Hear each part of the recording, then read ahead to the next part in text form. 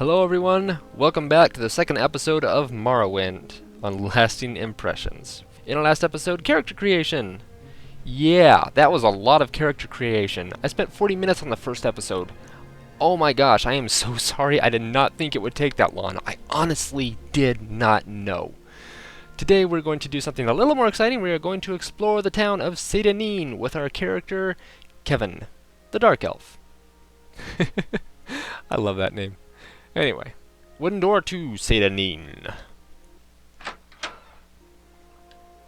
Hello? Something that... Oop, you now have a map menu. Yay! I'll look at that later.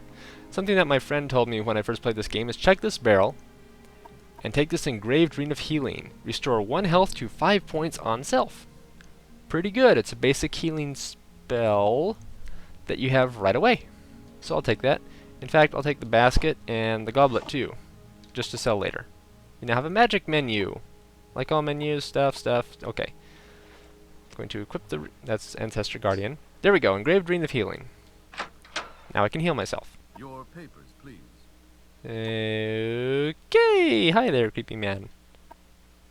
Release identification has been removed. Thank you, background Morrowind. Here is our conversation topics.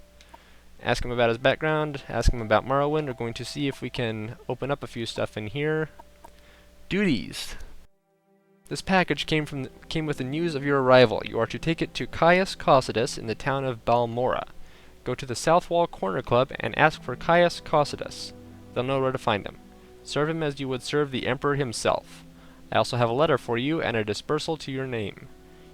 Directions to Caius Causidus, package for Caius Causidus, and 87 gold. Cool. I'm going to go through these and open up a whole bunch of more conversation options because it is good to have as many as you can later on. It'll help you out later in the game. So that opened up a whole bunch of stuff for us. And what were we about to do? Well, let's look at our character here. Here is Ancestor Guardian. This came with being a Dark Elf. We'll get Sanctuary, which is enemies with physical attacks have a harder time hitting you. Pretty good no matter where you are in the game. Unless you're facing magic users. Engraved Ring of Healing. Yay! That's what I was going to do. I'm going to use Engraved Ring of Healing once. Probably twice. Because this is going to get us started on our stats. Here's our inventory, by the way. Our stats. Going to go down here. Enchant. It's already at level 3. What's this? This is the only way that I have ever been able to increase my enchant skills to level 7. Fair enough, but using enchanted items will increase your enchant skill. So I use the Enchanting Ring of Healing, and it will recharge over time. And while it is recharging, we are going to explore the town. That'll give us a slight boost to our enchant skills as we walk around and do nothing. So, open the door to Seyda Neen. Press the white button to use your journal and review what you've been told. You should probably check out Arile's trade house up on the left. You're on your own now. Good luck. Tutorials are over. We are now in the world of Morrowind. What do we want to do first? Open the journal. Page 1 and 2. This is my only complaint about Morrowind.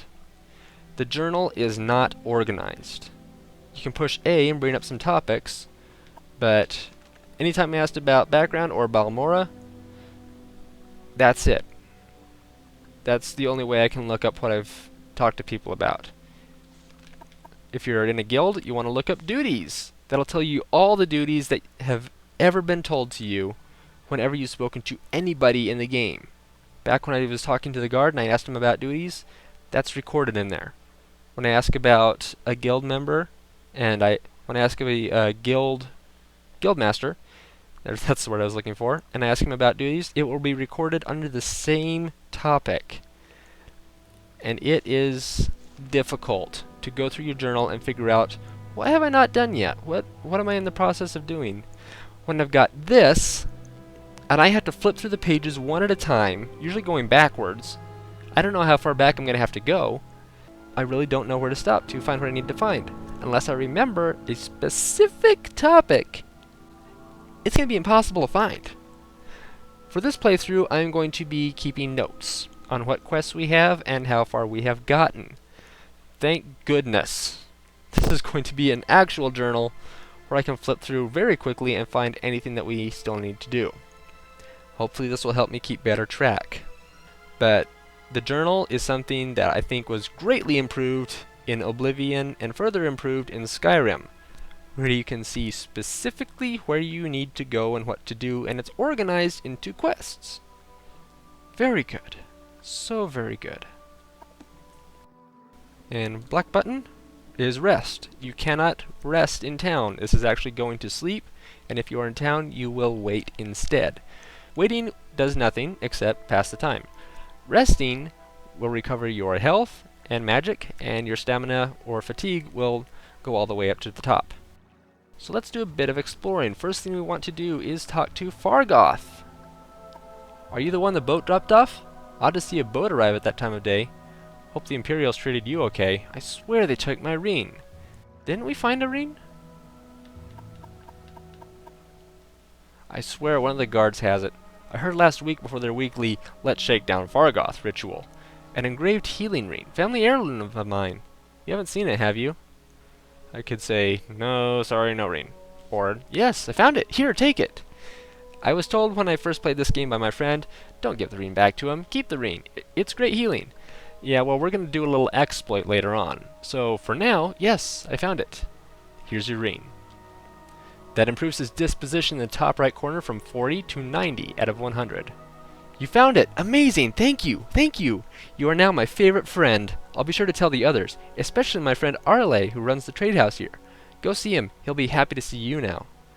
We have lost the ring, but that's something that is going to be very beneficial to us in the near future. It's fine, don't worry. We improved. To what do I owe the honor, Dunmer? He is very happy with us now. Hello, guard. Stop pushing me away. Up here is Arle's trade house.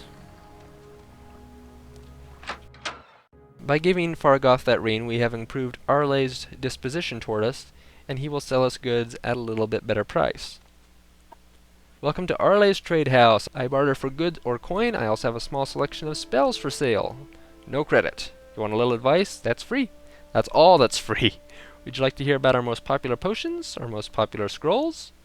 That is something that you will see a lot of shopkeepers say. I'll probably skip past anything that's too repetitive. So, latest rumors. Hriskar upstairs is having some financial troubles. Can't seem to win a wager these days. I'll probably talk to Hriskar later. Little advice. Practice your skills. Except on citizens, because it's murder and we don't like that. You can kill smugglers, bandits, other outlaws. Outlaws have no rights. Ouch. Plenty of adventurers make a living from killing and looting outlaws. That smuggler scum down in Azeta Mardis, for instance. The cave down near the Silt Strider platform. That is actually very good advice. So if you talk to characters and they ask for a little bit of advice, they might give you a little bit of good advice. That's good advice. The cave down near the Silt Strider platform. There are a couple pretty strong characters that will give us some problems if we go too deep in the cave. But that's a good place to practice against bandits. Low-level bandits, but still bandits. And we gotta be prepared before we go in there. Ask about popular potions, and I really don't use potions. Popular scrolls. Almsivi Intervention and Divine Intervention. Transport you to the nearest temple or nearest Imperial Shrine. Good for routine or emergency transportation. Excellent scrolls. Excellent spells. Hopefully we'll find an enchanted item with those later on. Or I have found some in my other playthroughs, and they are very, very useful. But I don't know where they are. Practice your skills. Practice on creatures and outlaws and anyone who attacks you first. When in doubt, run away. And if you attack a citizen by accident, don't kill him. Turn yourself into a guard, pay your fine, and clear your name. Or people will treat you like an outlaw, and we heard how they treat outlaws around here. Best to avoid that if at all possible. We can try to persuade with him to increase his disposition toward us more so that he will buy and sell items to/with us at a better price for us, but our speechcraft skill is not that great yet. So let's take a look at the spells. He doesn't have very much. Absorb fatigue, there's spark on the target. Jack of Trades to fortify luck on self. That might be good, but we're not good with restoration yet. We're probably going to need a bit of magic training actually before any of these are going to be useful for us. That is actually a very good spell.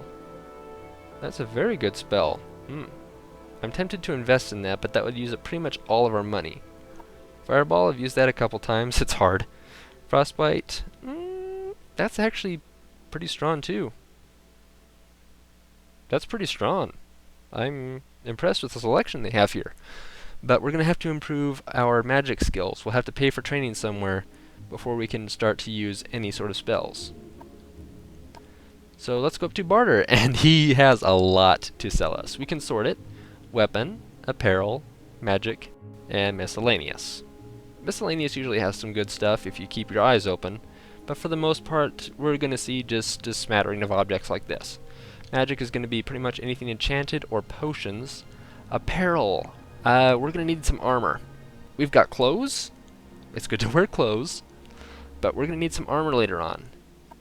Weapons, there's a good selection of weapons here. Not impressive, not something to write home about, not terrible either. Far from terrible. There are some terrible weapon selections that you can find later on in other stores.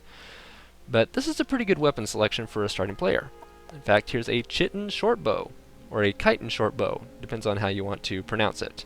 Tomatoes, tomatoes, I don't care. Attack is 1 to 10. That's pretty good.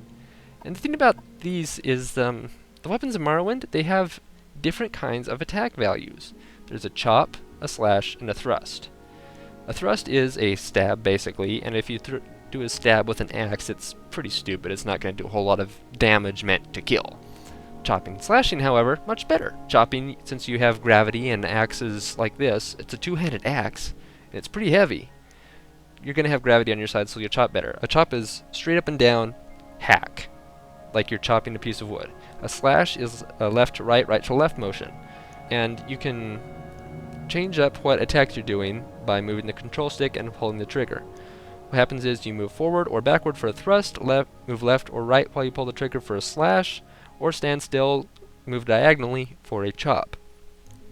Because my control stick is a little bit touchy, and it likes to move in certain directions on its own, you kind of saw that at the end of last episode, I have my settings selected here to only do the maximum damage that any one particular weapon can do. I don't know if it's based on the minimum or the maximum, I forget off the top of my head, but that's how the damage value is calculated here. So you got some options to work with, which is pretty cool.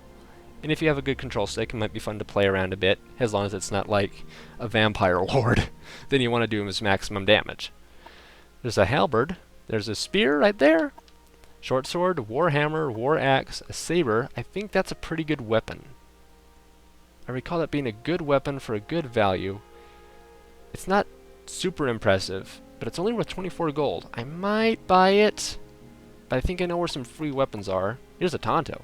Dang, Tontos? It's about the same price, but yeah, compare that. It's weight 4 and value 14, but the maximum damage it does is 6, compared to the saber, which is worth less than twice as much, but does more than twice as much damage. That is cool. I might actually buy the Iron Saber later. But let's move over to our inventory, because we got a lot of stuff we picked up. We're going to sell him quite a bit.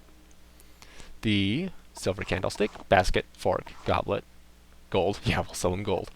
Knife, limeware platter, silverware bowls, silverware cup, pitcher, plate. And this is alchemical ingredients. We can mix these things together to boost our magic abilities, or our alchemical abilities. But we're not going to get into that this episode. I'll probably show you that later on when we start to buy some alchemy tools. You have to carry tools around in this game, like in Oblivion, but yeah, we'll get into that later. Flynn weighs 1 pound and is worth 100 gold.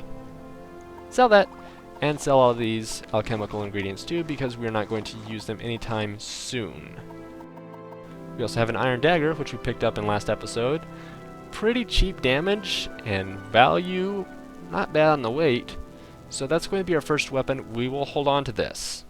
Take note, short blade.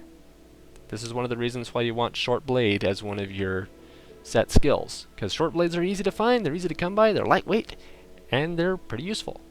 So in the bottom left corner it says total sold 606. Well, press done and we can barter for less or more. Don't put too much more, because he will hate you if you make an offer that he will refuse. But we can try improving a little bit. Let's move up to 615. And the values in this game are based on a percentage of what the total sold value is. I think that this is a pretty low percentage compared to the 600 gold. It's like, what was it, a 7-point increase or something like that? We should be able to do this. Your offer is refused. Okay, maybe not. Let's bring it down to 10. There we go. You can fail at it once before his disposition starts to lower, but twice, and the top right corner counter will start decreasing by 1 every time. So don't take too many risks. I just remember that there's a guy in there that I said we were going to talk to, but we'll ask him about it later. We will certainly get onto it, but we'll ask him about it later. Speak, traveler. Woof, woof, woof. Sorry. Here's a fern. Can't select it. Here's some grass. Can't select it. Here is Bungler's Bane. We can select that. Here's Hypophasia. We can select these. I'm going to gather these for alchemical ingredients. Initially, it doesn't look that great. Weight is 0.1, value is 1, and it drains our luck. Don't want to eat that, but I'll take it. We'll sell it for some gold. Bungler's Bane. Shut up, woman. That's worth half a pound. And it drains our speed. Yeah, we might be able to use that later on. See, the thing about this game is that you can make potions and poisons. But you can't use the poisons. That is something that I think they did wrong. If you try to select a poison, you will drink it. These are important. Luminous Rasula, because they have water breathing enchantment on them. And if you eat a alchemical ingredient, you will instantly gain the first slot that they have listed for you. So if I eat one of those things while I'm underwater and I'm starting to drown, it'll give me a brief instant of water breathing, which will actually increase my air capacity to full before vanishing forever again. And it'll start going down. But it's a good instant out for like all the way underwater and you're close to the surface, but you're starting to run low on air and you don't want to lose your health because there's a drogue right behind you or a slaughterfish, 10 slaughterfish right behind you, and you're starting to panic and you need your health and air. In fact, I see a slaughterfish down there in the water. Don't know if I'll be able to don't know if you guys will be able to see that after editing, but there is a slaughterfish out there. Slaughterfish are everywhere in the water. Unless the water is ankle deep. Then there's only going to be a couple. Over here, nice little spot. Here's some draggletails. These things are worth 2 gold, and they have water walking. Not water breathing, but water walking. I'm going to be taking a few of these because they are going to be useful. Here's a draggletail. Oh, these little spots right here, the ones with the fire flower, they're pretty expensive actually. They are worth 25. Here's the other mushroom, Violet Copernus. This is also water walking, but I can I can combine this with the draggletails that we just found to make a very instant and easy water walking potion. That's good alchemy later on. If you want water walking potions, come back to Seyda Neen, walk around the area, harvest some stuff, and boom, instant potion. I'm going to grab one of these, even though I think it's worthless. And there is a mud crab. These things are huge now. Let's see if we can kill this guy. Gonna get you, gonna get you, gonna get you, gonna get you, gonna get you. Mud crab. Oh, he started attacking us first. There's his health in the bottom left corner, but he's dead now. Crab meat. Awesome. Restore fatigue. It's worth half a pound though, so keep that in mind. These things are kind of heavy. In the bottom corner, you can see if I press the white button, it'll dispose of corpse, which is great if you are experiencing some lag problems. Very good on computers where you can't have too many corpses or bodies lying around because they'll eat up your RAM or whatever. So dispose of corpse and it's gone. There are a few places where you want to keep the enemies around because you have to put something on their body later on, or they have to be there for whatever reason. But yeah, you can just dispose of corpse. Just be careful of who you dispose of. Hello, slaughterfish. Kevin's gonna kill you. Kevin's gonna kill you. Kevin just killed you. Dead slaughterfish. No scales. I don't know if they changed it yet in this game, where... No, it doesn't look like it. In some later Elder Scrolls games, equipping your weapon will make you run slower. But I just take it down when I'm not using it, because I don't want to get this in the way of where I'm looking, and sometimes you have an axe that takes up like a third of your screen. So I'd rather avoid that if possible. Can you get up there? I kind of want to get up here because I'm pretty sure there is a secret here, which I did not find out for a very long time. I believe it's in that tree stump. I'm going to try to jump over to the tree stump and select anything I can. Hello down there. Hello, axe. Iron shard axe. Frost damage 0 to 7 points. It weighs 30. Value is 100 though. I can do quite a bit of damage with it. Not only physical, but magical as well. I might hold on to this for a while. Where to go now? Where to go now? Seyda Neen is a very small place. You got the census and excise office over there. The boat we arrived in is already gone.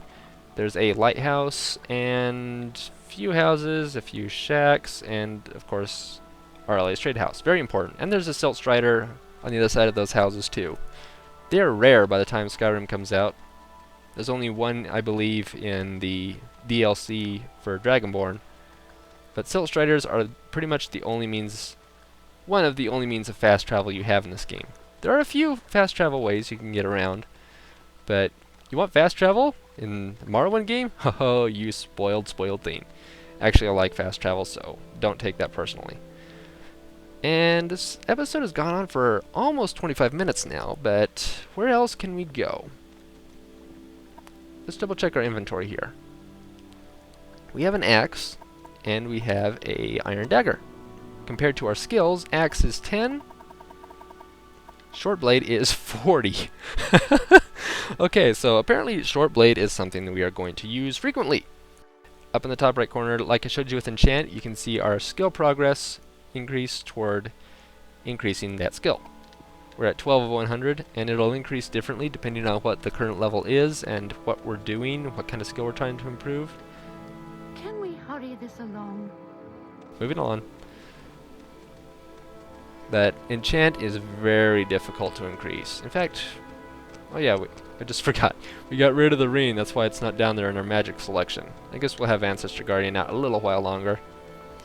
I'm going to walk along the coast here because there is something around here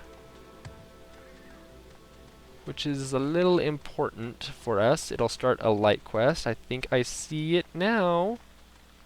These guys here will paralyze you, and I believe they are non-hostile. That thing over there though, the little grub, is hostile.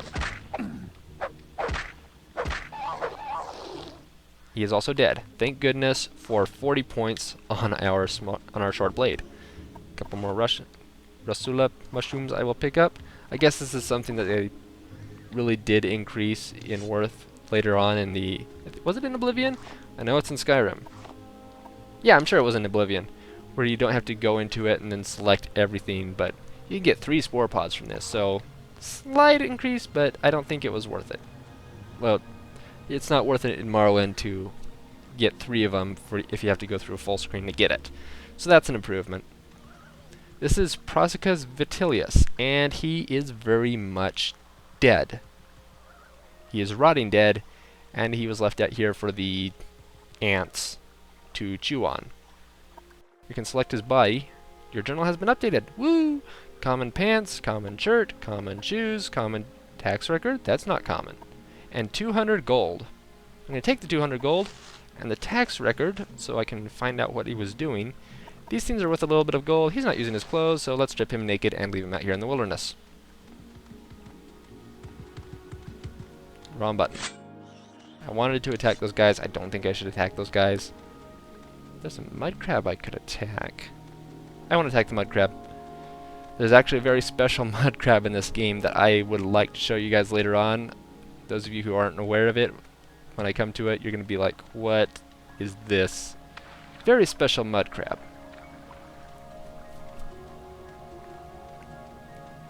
And I think what's going to happen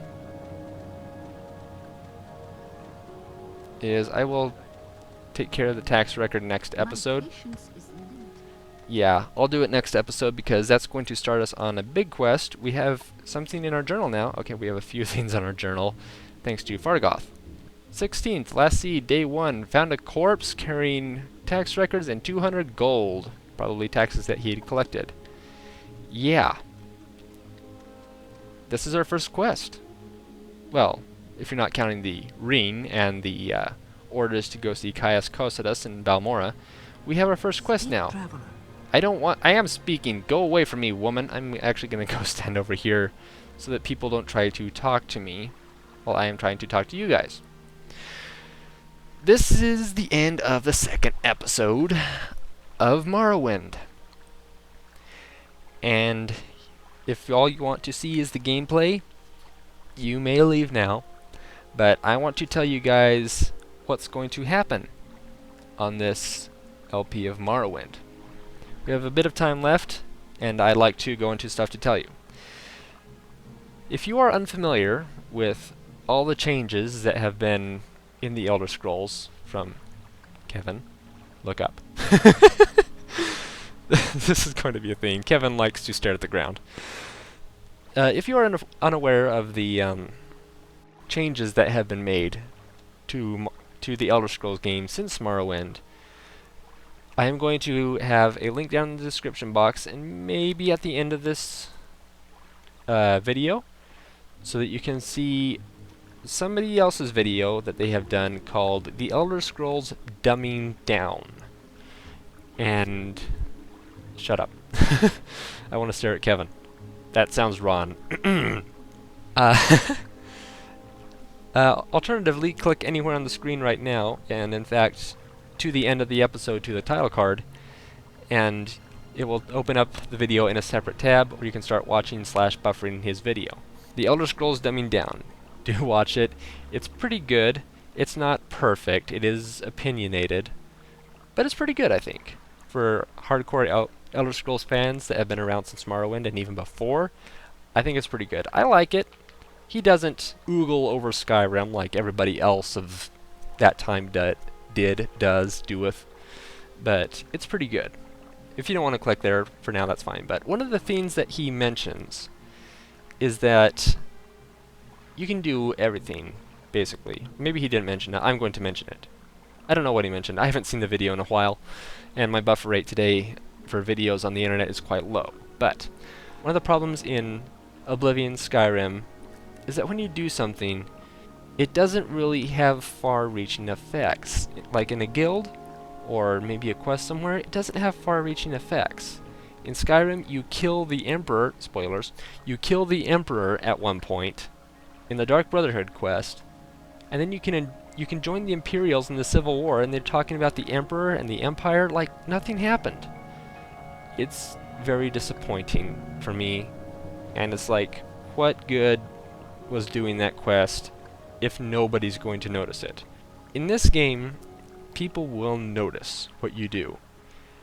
And in Oblivion, I guess that they had dialogue that would come up sometimes, like, have you heard about the hero of Kvatch? The Oblivion Gate was destroyed, and so on and so forth, and there's a bunch of stuff like that. It's pretty cool. However, in this game, your effects are a little bit more far-reaching, and they will be noticed by other guilds, by other people, by strangers out in the wilderness, to political gurus, like the guild masters. Very great people will notice what you do in this game if you do something that might affect them in some way. If I go into that cave that we heard about before and kill the bandits, I don't think anybody's going to notice. Except there is something in that cave that will get us a little bit of notice and fame. We'll go there later on, of course, because I don't want to run into a bandit-filled cave in my regular clothes. I'd like to wear some armor, even if it's just like a helmet or something like that. The thing about this game is that if you want to complete 100%, you have to keep notes of what you're doing as you go along. For instance, the Fighters Guild and the Thieves Guild. You can join both. Most people will not, or be completely unable to. You cannot complete one guild and go on to do another guild and finish up that quest line. Certainly not in the same save slot, so forget that idea. It's possible to do the Fighters Guild and the Thieves Guild, but for other places, it's not. It's really not possible. If you want to get 100% completion, you have to work hard for it, and even then you won't get it. For example, 3 great houses. There are great houses in this game that you can join. They are political parties. There is House Telvanni, House Redoran, and House Hlalu. Yeah, try to pronounce that right after you see it. There's a few ways that people do it, but I digress. You can only join one of the great houses, and the other 2 will not accept you. From what I hear, there is a bug that lets you join House Redoran and House Hlalu, but I don't think I'm going to look into that to exploit it, because I'm just not interested. But there is a limit to the number of places we can join. I don't know how many is possible. I don't know how many are impossible. But I have a list here of all the guilds, basically, that we could join. I'll bring this up a couple times later on if we decide to jump into another guild or quest line, so to speak. And if anything sounds interesting to you guys, let me know, and we will look into it.